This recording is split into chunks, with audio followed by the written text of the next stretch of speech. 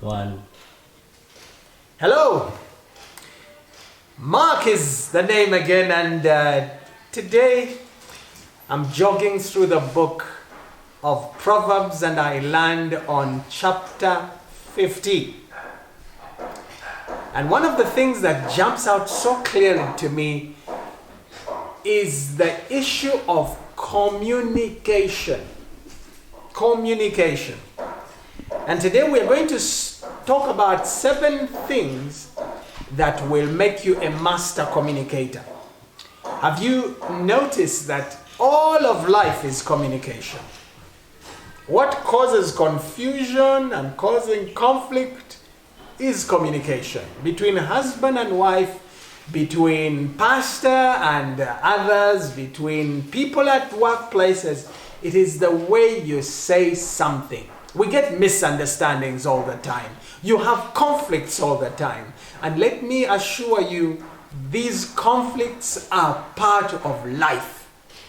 But if we don't learn how to do communication, we shall always have conflict. Always.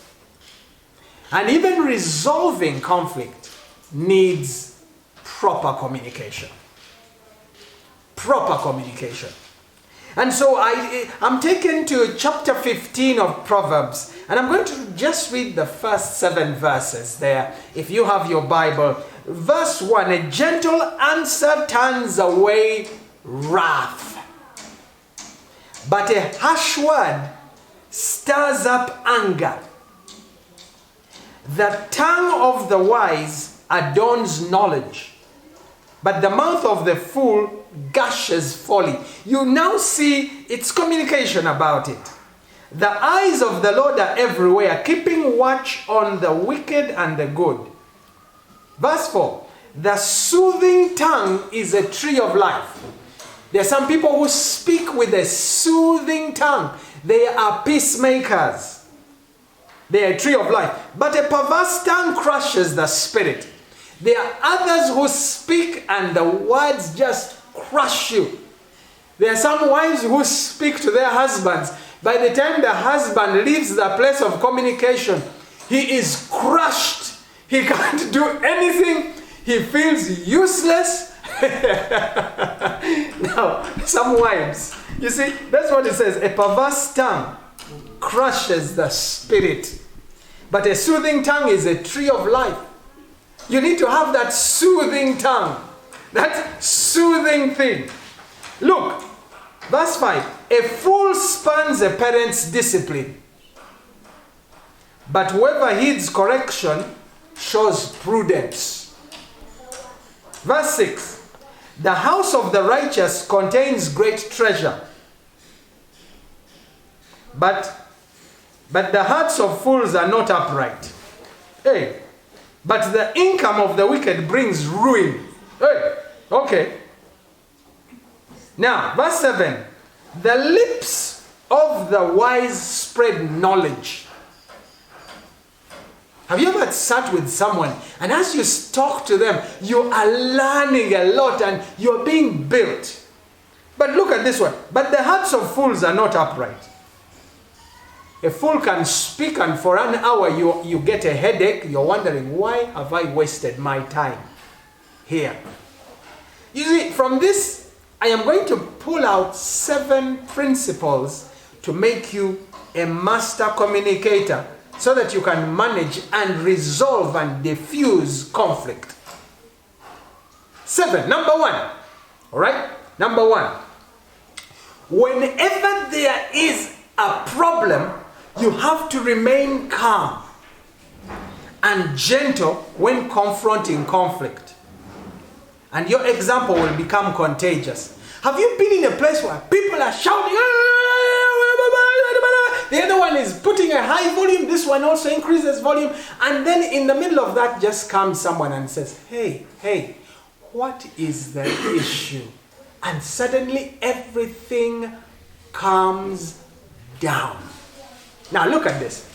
Whenever you are facing your wife, your husband, or your boss, and you feel angry and you feel you're going to scream out, the first thing is you have to control yourself. Remain calm and gentle when confronting conflict. When you are calm and gentle, it makes the other person also calm and gentle. Let them come high, shouting. You come calm. You're going to realize you are going to bring them also down to a place of calmness. Point number 1, remain calm and gentle and respond calmly and gently. Number two, speak wisely. Speak wisely. Don't speak foolishly. Making sure your information is truthful and accurate. You see, sometimes we just throw words there. No research. We are not even sure whether they are right or wrong. You have had just rumors around, and so you come angry and you just throw yourself in. I've seen some wives who just come, they just smell you, and because there is a perfume, you have been cheating. Because you've come late. There is something else. Are you truthful with your information? Because you see, on top of you, of that thing, of someone coming late, you're going to add an accusation which will make the situation even worse. You understand what I'm talking about? It makes it worse when you now accuse me. You have been with another woman. You have been. Now, the lateness stops and you've added another conflict in the mix. It will escalate things. So before you speak, before you release a word, because you look at this, the word you release from your mouth, you can never take it back, however much you can. It's like squeezing a tube of Colgate or a tube of toothpaste. As soon as you squeeze it out like this, can you put it back? It's very hard. Words spoken hurt the soul. They make people defensive. They even stir up more anger. So be careful what you say. Remain calm was number 1. And then number 2, speak wisely. Make sure what you release, you are sure of. It has to be truthful and accurate. Number 3, if you're going to be a master communicator and know, remember, God is the ultimate judge and will execute justice. God is the ultimate judge. Don't take it upon yourself to be the one to mete out punishment. Someone has done something, you also do something back. You are vengeance and so whatever. You don't talk to them, you burn the food, you lock the bedroom, they can't get in, you lock the house, you scream on them, you even advertise what they have done out on the media. You are punishing, but look at this. God is the ultimate judge. You may do it in a wrong way. But you see, if there is evil there and someone is not even accepting or what, don't take it on yourself to do it. God sees that situation. He is going to come with justice. He's a God of righteousness and justice. So number 1, remain calm. Number 2, speak wisely. And number 3, let God judge. Number 4, use your words to foster healing.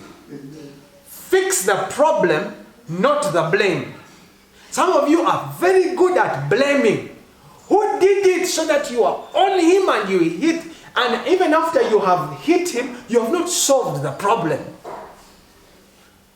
Face the problem. What is the problem? This guy speaks a lot. What is the problem? This guy gossips a lot. Don't say, you are a gossiper. No. Someone may gossip, but that doesn't give you the right to label them a gossiper. Someone can steal your money once, but that doesn't make them a thief. As soon as you say you are a thief, you have brought other issues. I hear people who use the words, you always do this, as though it always happens. Really? You always do this. You always hurt me. You always. Always is not a good word to use. So, use your words to foster healing. Make sure that your words are fixing the problem and not fixing the blame. When you blame me, you're not solving the problem. Solve the issue and fix the issue. Number five, stay teachable. Be open to correction. And quick to apologize when you are wrong. Listen to this. There are some of us who are so concerned about me being right and you wrong. You want to prove, I don't know who you are proving to. I was the right one, you are the wrong. No, that is not the issue. You see, all of us make mistakes. And we need to be very, very quick to accept our mistakes. I say some things wrong. I do some things wrong. I need to be able to say, let me listen. And I may not have done something wrong, but the way I did it hurt the other person. So be teachable. You may have done it right, but the way you did it. Let me give you this example. You see, when I was with Watoto, and I love Watoto, I love Pastor Gary. Pastor Gary kept trying to get a point over to me. One of those days I planted, I went ahead and I'm the one who planted Watoto East. You people who are now in Nambanve. I'm the one who planted that church. Yeah. We started in Mbole Stadium and so on. And I remember when we were coming to plant it, in my heart I wanted 2 services. I wanted us to start with 2 services, but Gary was telling, let us start with 1, like we've done all the other celebrations. But in my way, I wanted 2. And I pushed it so hard. And we started with 2. And it was good. It worked. But I hurt Gary because the way I did it was not what he wanted. And he's the leader. So it became a point of conflict. It could be the way you are doing something. Yes, you are trying to correct me, but the way you are doing it. It could be you are trying to build us, but the way you are doing it is wrong. So, also be teachable to learn a proper way of doing it. So number 5, stay teachable. Stay teachable. Be open to being corrected. And quick to apologize when I was wrong. And after about some years, I went back to Pastor Gary and I said to him, I know I did this thing out of a good heart, but the way I did it was wrong. He had told me that before. The way I did it. And I apologized. Okay? That was the thing. Number 6. You must add value to everyone who contacts you, even when you disagree. Add value. Even when I disagree with you, I shouldn't pull you down to others. And so I made up my mind, I am not going to pull down others. I won't pull down my wife. I won't pull down the other guy I had a conflict with. I won't pull them down. I want to add value to anyone who I get in contact with, even when we don't agree. So I will not gossip about anyone. But finally, number 7. Speak words that spread knowledge and understanding. Speak words that spread knowledge and understanding. Don't speak words that bring and demean others down or just make you look good and others look bad. That doesn't help. You see, speak words that spread knowledge and understanding.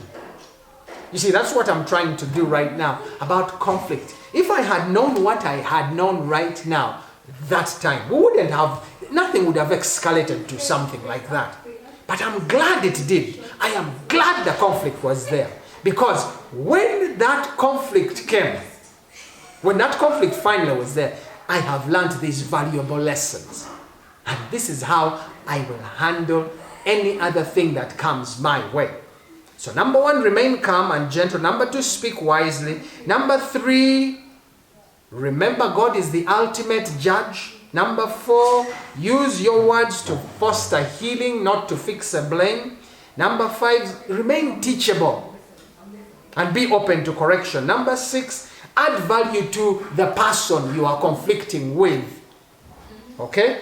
Don't bring them down. Add value to them. even when you disagree, and you have agreed, we have not agreed on that, we've disagreed. But number 6, speak words that will spread knowledge and understanding to others. I hope I'm helping here.